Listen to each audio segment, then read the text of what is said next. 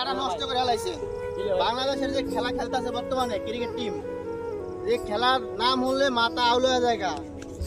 কি টিম বানায় বুঝি না। কদিন পর বড় বড় যারা খেলে তাদেরকে বাদ দিয়ে দেয়, বলে ফরম নাই। আর যারা হলে বল লর্ড বাবা, লর্ড শান্ত, হে ক্যাপ্টেন হয়েছে, 3 ফরমের ক্যাপ্টেন হয়ে এখানে একটা এই ক্যাপ্টেন্সিতে ভালো করে একটা ম্যাচ জিততে পারে না। যুক্তরাষ্ট্রের মধ্যে একটা দল এর কাছে সিরিজ আইরা জায়গা। আর ভাই বাংলাদেশে এরা তো ভাই গ্রামের মাঠে খেলা যোগ্য না। এখন যে টিমগুলা করতেছে, খেলতেছে বর্তমানে, এরা কি খেলবে? এরা তো দেশের নাশমান নষ্ট করে ভাই। এরা তামিম রে নেয় না, ইচ্ছা করে নেয় না। ওই কাকু আছে না, পাপড় কাকু প্রত্যেকবার সাংবাদিকরা জিজ্ঞাসা কয় এই ওয়ার্ল্ড কাপে আমাদের টার্গেট না, নেক্সট কি বোঝায়?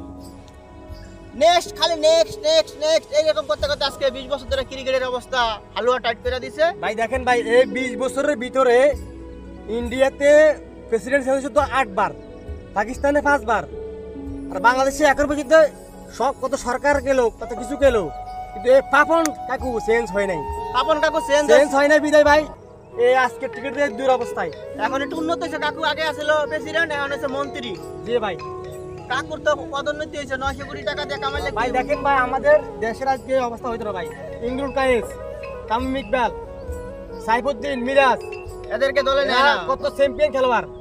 ওই যে কইতে একলো হয়েছে হাতুরি মাতুরি নাকি নাম, ওর নাম কি জানি? এই টাকলা হাতুড়ি, হ্যাঁ, এই শালার বেটা শালা হলে শ্রীলঙ্কা থেকে ওরে তাড়া দিছে, আরে লাত্তি দেন খেদাই দিছে। বাংলাদেশে আসে এরা এগুলো করে ভাই। এরা খারাপ, আরে লাত্তি মেরে খেদাই দিছে। বাংলাদেশে টোহাই না, ডান্ডা এরা লাগায়। হইলো ভাই দেশদ্রোহী। এরা দেশদ্রোহী, এদেরকে দিয়ে দেশ চলবে না ভাই। এরা আমাদের ক্রিকেট টিমকে নষ্ট করছে। এদেরকে আগে সবার আগে পরিষ্কার করতে হবে। আমাদের একটাই দাবি, আমাদের তামিম ইকবাল, মুশফিকুর রহিম,